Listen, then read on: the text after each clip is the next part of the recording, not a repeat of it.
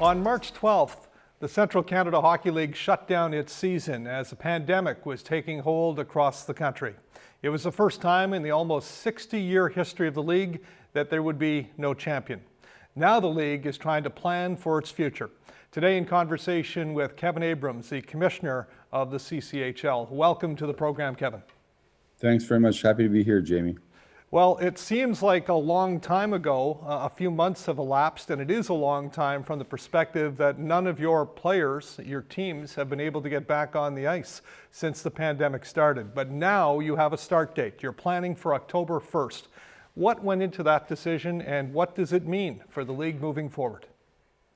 Well, I think what we did was we were waiting for stage 3 here in Ontario, which was a week ago, on Monday. And I think that, you know, when that was announced, it allowed us to sort of go into the plan that we had ready to go, which was to discuss an October 1st start date. You know, it allowed us enough of a window to go through the various times that it takes for each stage historically in the province that we've seen. So, you know, going into to stage 3 on the 17th of July, typically about 4 weeks take you through a stage, and that would be the middle of August, a couple of weeks maybe for a buffer, and all of a sudden it's September 1, and we just thought a full month of full training camp hockey that we'd be certainly allowed to do by that stage would be enough prep time.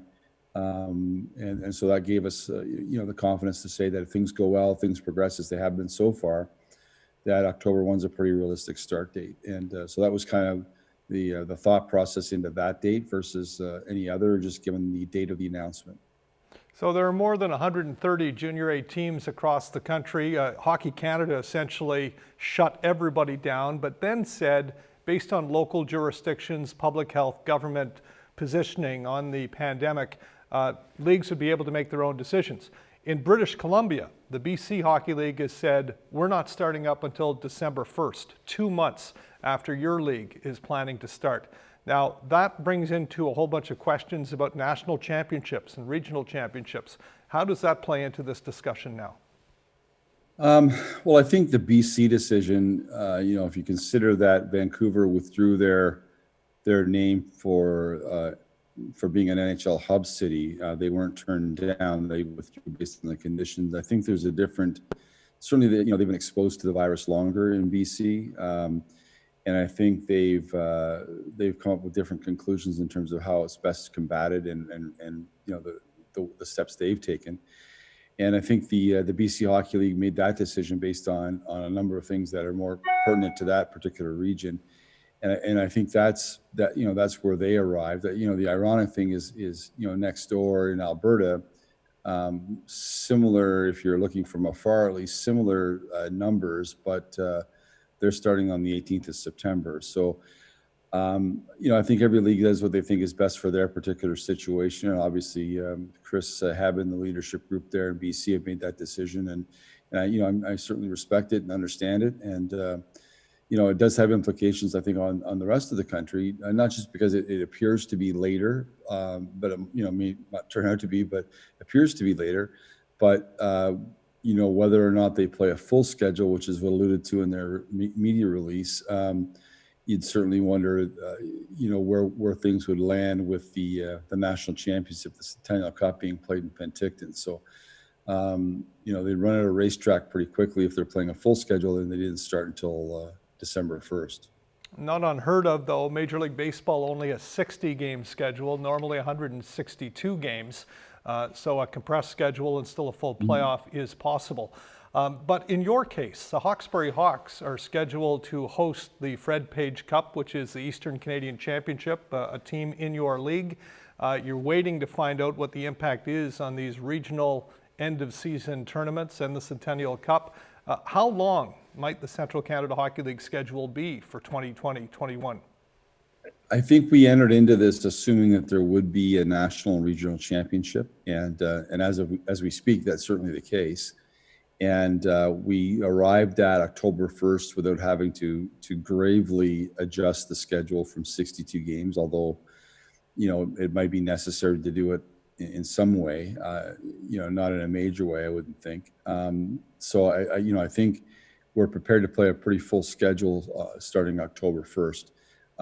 Obviously, if there was any change to the national and regional championship calendar, it would give you the flexibility to extend a little longer and make sure you did have that as an option as well. So I think all scenarios are on the table. I don't think there's anything that we've decided is not possible. And certainly the date of October 1st, I mean, we view it as a start date, but as I said in the release and I've said subsequently, there are scenarios that would create a need to delay that. We're hopeful that doesn't happen, and it really hasn't happened in Ontario as yet.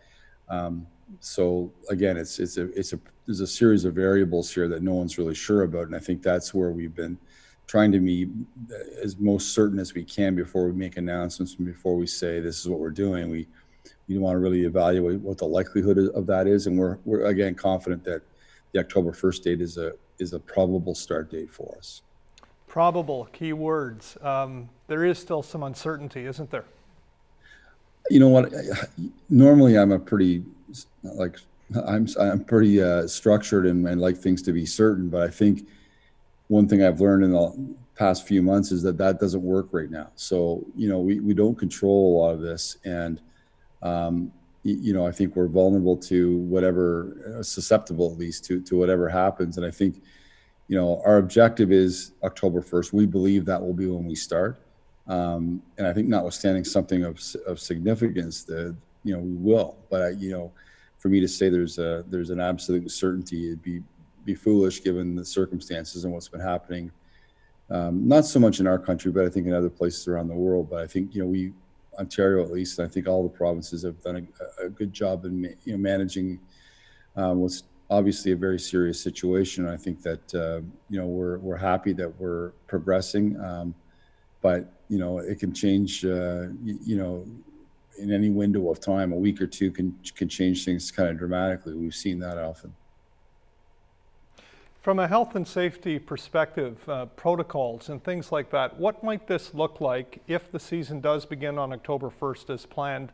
And I'm looking at that both from a player perspective, coaches, trainers, fans. Mask wearing is one thing, physical distancing in the stands, on the benches maybe. What are the conversations that are happening around these protocols? Well, part of our decision-making process was a submission to our provincial sports organization here, which is Hockey Eastern Ontario, and in conjunction with the other two in Ontario, the submission goes to the province and the health unit this week for a response to whether our proposal and recommendation fits this phase. And included in this phase for us, the initial document allows for 50 people in a facility. It's odd in the sense that the previous phase allowed for 10 players per ice surface, but they changed it from that to being a facility. So I think one of the uncertain things is that, in phase 2, you could have 10 players on each surface at the Bell Sensplex, for example, which is 40 players. And really any number of people wandering through the facility. So you could have, probably 75 or 80 people in the building, and that wouldn't have been a violation. Now, if it is in fact 50 per facility, certainly the multi-pad facilities will have some challenges in making that fit. And if it doesn't allow for any spectators, that's certainly something that, I think we have to factor in. We're only talking phase 3, and phase 3 wouldn't allow for what we would consider to be traditional hockey. What we've requested is that in phase 3 that 50 people be allowed on the ice rink area. The majority of them being players, of course, some officials, some coaches, training staff. And that's really how we presented it. There was a direction that appeared to look like 3-on-3 would be the only type of hockey played if and when it was played as an actual scrimmage. And what we're currently doing in stage 2 is just skills drills and no contact, social distancing on the ice.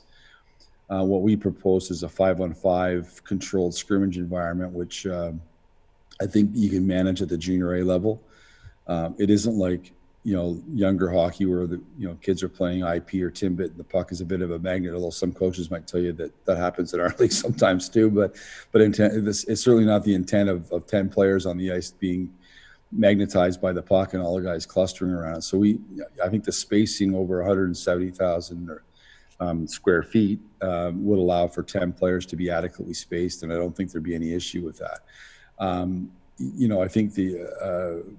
I think the reality of it is that we can't play regular hockey in phase 3 or stage 3, I should say. But I think when we get out of it, that's when the hockey will be normal, or at least as close to normal.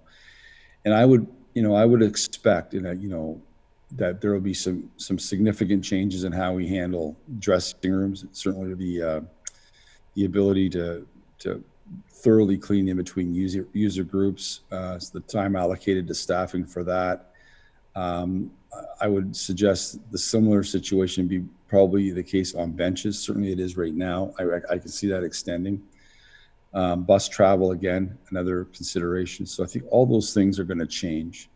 What we've proposed as part of our recommendation going into the full season would be a percentage of spectators based on the size of facility for the initial stages of the season, and then as the season progressed, increasing that number, provided there's no radical changes in the situation with the virus. So I think we eventually would like to be able to say that every facility should be allowed to operate at full capacity, but we recognize that probably until Christmas that won't be possible.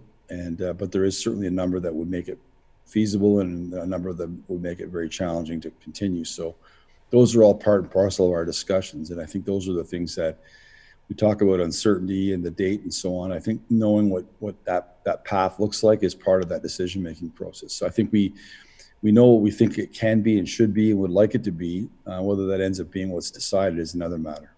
So October 1st, a couple of months away, puck drop. Does hockey look normal?